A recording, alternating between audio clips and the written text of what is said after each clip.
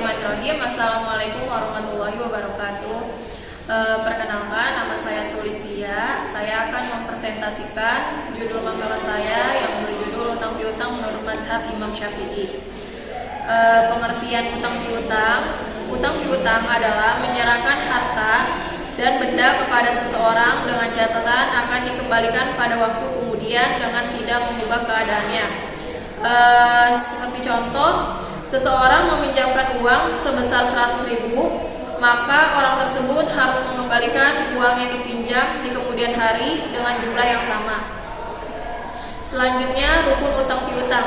Rukun utang piutang yang pertama itu adanya yang berutang dan yang berutang.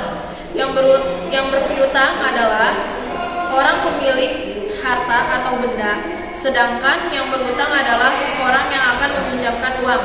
Yang kedua, ada harta atau barang. Harus ada harta atau barang yang dihutangkan, biasanya berupa uang atau bisa juga berupa barang berharga. Yang ketiga, lafaz kesepakatan. Melafazkan kesepakatan ini dilakukan oleh kedua belah pihak. Selanjutnya, adab dalam urusan utang piutang. Yang pertama, orang yang ingin berutang hendaklah benar-benar karena terpaksa. Yang kedua, orang yang berutang hendaklah ada niat yang kuat untuk mengembalikan. Yang ketiga, harus ditulis dan dipersaksikan.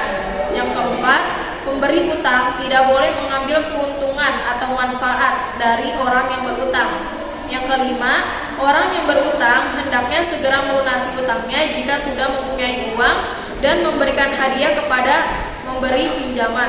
Yang terakhir, jika orang yang berutang tidak mampu mengembalikan, boleh mengajukan keringanan dan juga mencari perantara untuk memohonnya. Hukum berutang dalam Islam, hutang piutang itu diperbolehkan apabila pihak yang berutang mengembalikan hutang dengan jumlah yang lebih dari yang dipinjam atas kemauannya sendiri tanpa perjanjian sebelumnya. Hal ini halal bagi yang berpiutang dan merupakan suatu kebaikan bagi yang berutang.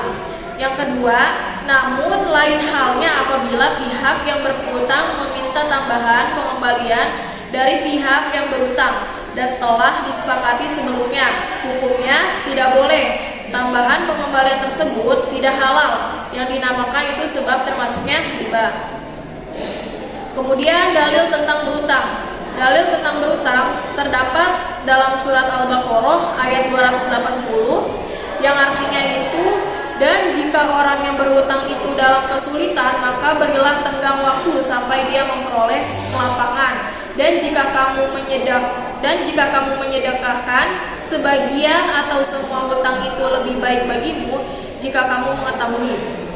Hadis riwayat Ahmad dan Tirmizi, yakni sabda Rasulullah tentang orang-orang yang menyebar hutang. Abu Hurairah radhiyallahu anhu berkata, Rasulullah shallallahu alaihi wasallam telah berhutang hewan, kemudian beliau bayar dengan hewan yang lebih besar dari hewan yang beliau hutang itu. Dan Rasulullah SAW bersabda, orang-orang yang paling baik di antara kamu ialah orang yang dapat membayar hutangnya dengan yang lebih baik. Hadis riwayat Ahmad dan Tirmizi. Hadis riwayat Baihaqi, yakni sabda Rasulullah tentang kelebihan pengambilan hutang. Rasulullah SAW berkata, tiap-tiap piutang yang mengambil manfaat maka ia semacam dari beberapa macam riba. Hadis riwayat Baihaqi. Selanjutnya, hikmah memberikan hutang. Yang pertama itu mendapatkan pahala dari Allah. Yang kedua, akan mendapat pertolongan saat mengalami kesulitan. Yang ketiga, menjadikan kita hamba yang pandai bersyukur. Yang keempat, melatih rasa empati kepada orang lain. Yang kelima, meningkatkan jiwa sosial pada diri kita.